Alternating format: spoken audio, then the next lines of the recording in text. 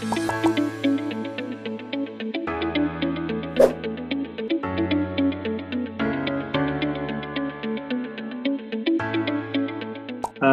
the Indonesian vision to be the prominent hub of the Islamic economy Sharia globally in 2024, attempts are made by KNIKS to strengthen the capacity, governance, and infrastructure of the Indonesian Sharia economy.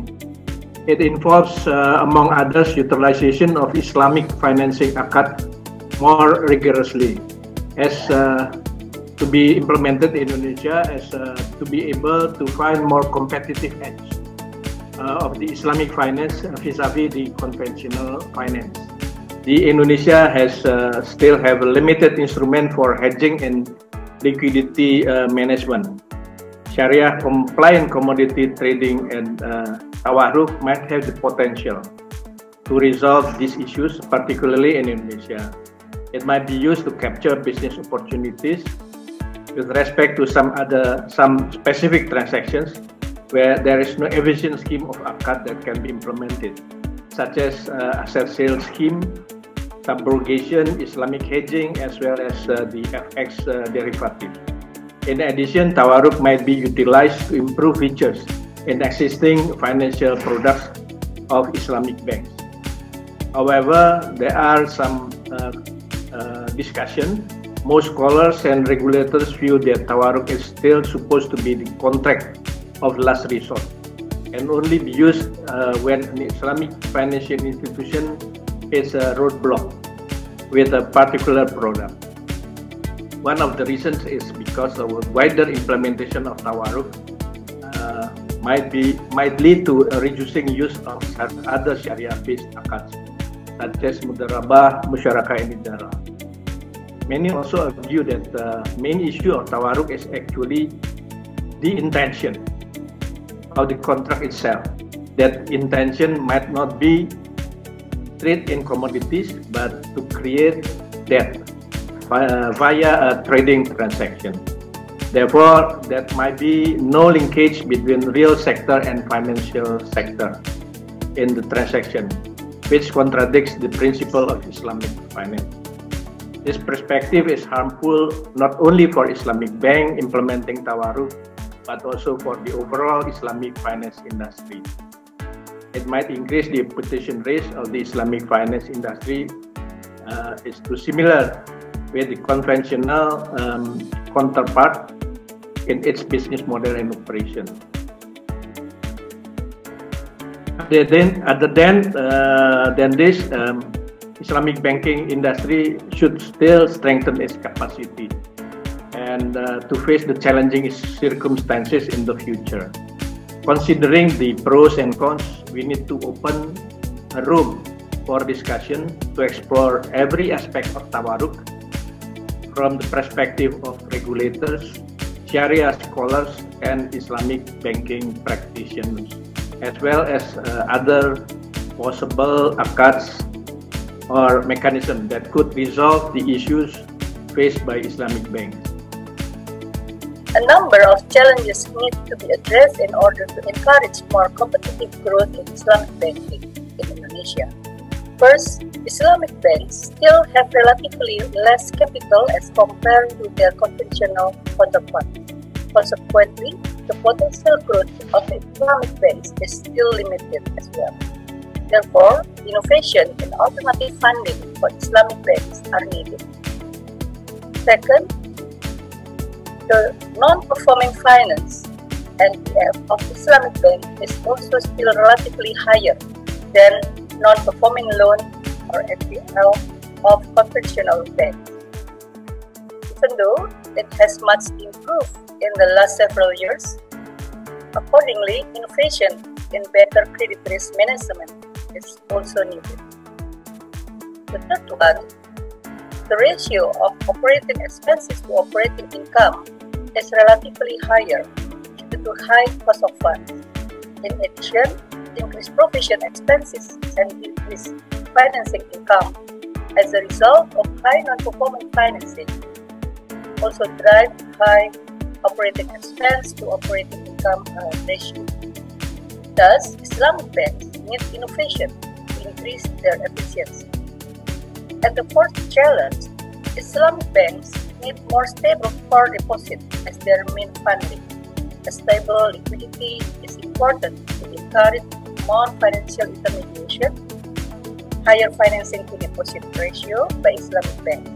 Therefore, more innovation are needed to maintain or strengthen Islamic banks' deposit base. Finally, there might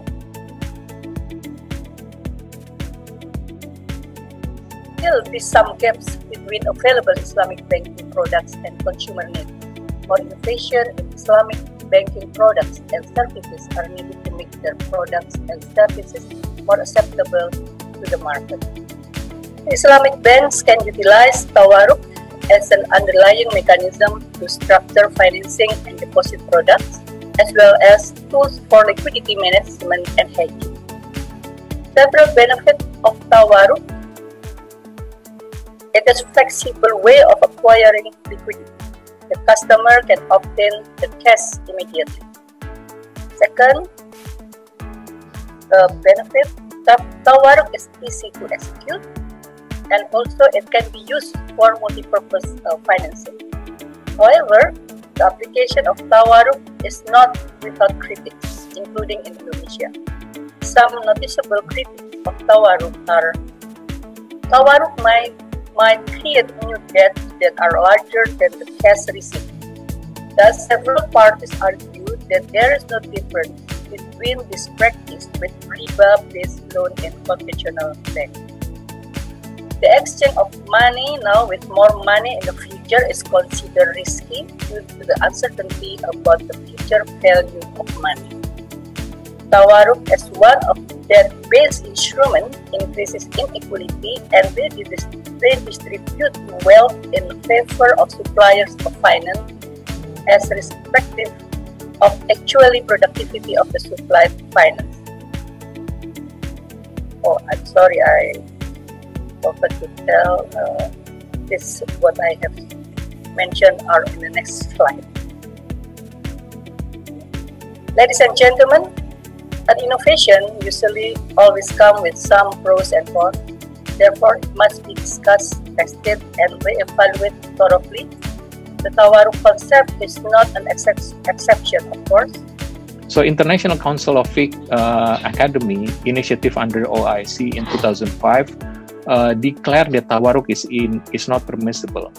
But again, IOF already issued Sharia Standard number 20, Sales of Commodities in Organized Market. This is still valid, and probably Mr. Suhaib Umar can confirm on this one also. AOF is drafting the accounting standard for commodity murabaha. So this is still relevant and still valid and referred by most of the Islamic banks globally. BI and DSN also have recognized this structure with the issuance of Fatwa number 822 on commodity trading, and also the adoptions of commodity trading in Fatwa number 96. So net, basically, the Indonesians do recognize that we can use the Tawarruk structure. Number two, concern over that this is a fictitious transactions and potentially a capital outflow. Pak Fenche mentioned two names who can provide the or support the operations for Tawarruk, or commodity murabaha, and we have been talking to them, and they are willing to be audited, and will be willing to keep the funds locally. This is not to mention that JFX, Jakarta Future Exchange, is already able or capable to support the transactions. Number three, concern over the Tawarruk structure is not allowed in Indonesia because of then it will be basically killing all the akads. The financing will be converted into a Tawarruk structure. I think the industry is asking Tawarruk only for specific products such as for overdraft, personal financing, revolving loans, and profit rate swaps. Last but not least, the argument is that, look, there is a viable structure for revolving loans such as a musyarakah. I think we have seen several cases where bank lost in the court simply because of that musyarakah structure. The client claim that they are losing, and that loss has to be shared with the bank. Not to mention also big corporate clients, especially the listed companies, they are reluctant to submit the additional requirements such as the monthly business performance report for us to be able to calculate the revenue sharing. My final slide is how do we do Sharia-based tawarruk policy? So firstly, 4 points. First point is that providing alternatives to Muslims to conventional banking products is a necessity to protect religion and wealth. If we have, this is something based on our worldview, right? Secondly, these alternatives must be competitively priced with similar convenience and customer experience. It's a need. Why it's a need? Because if you don't have that, it will be difficult to convince people to do Islamic. If they have to pay more, or if it takes longer, or if it's slower, or if it's less, convenient, then you will find that people will prefer riba, unfortunately. And it's our responsibility to fulfill this need. Thirdly, tawarruk is a permissible financing method according to all madhabs and all madhabs. It's important to realize that. And if you read, it's very interesting when you read all of the statements of the madhahib, how deeply rooted this issue is. The necessary controls in the OIC Fiqh Academy are already reflected in the IOFI standard. So if we follow the IOFI standard, we are okay.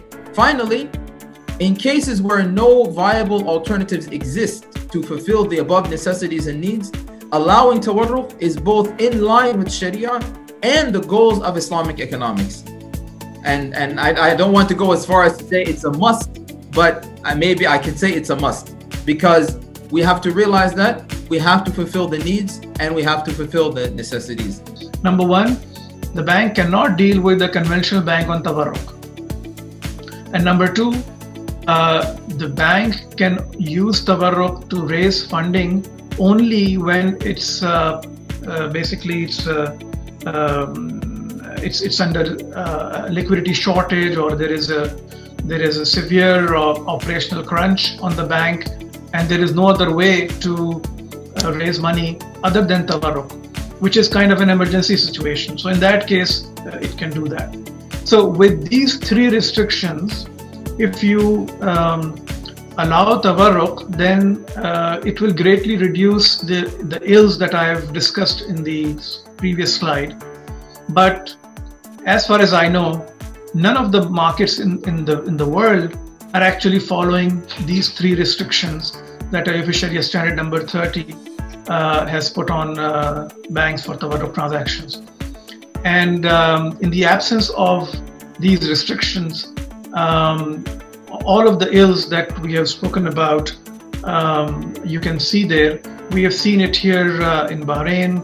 We can see it in Malaysia, in Saudi Arabia, in a number of other markets.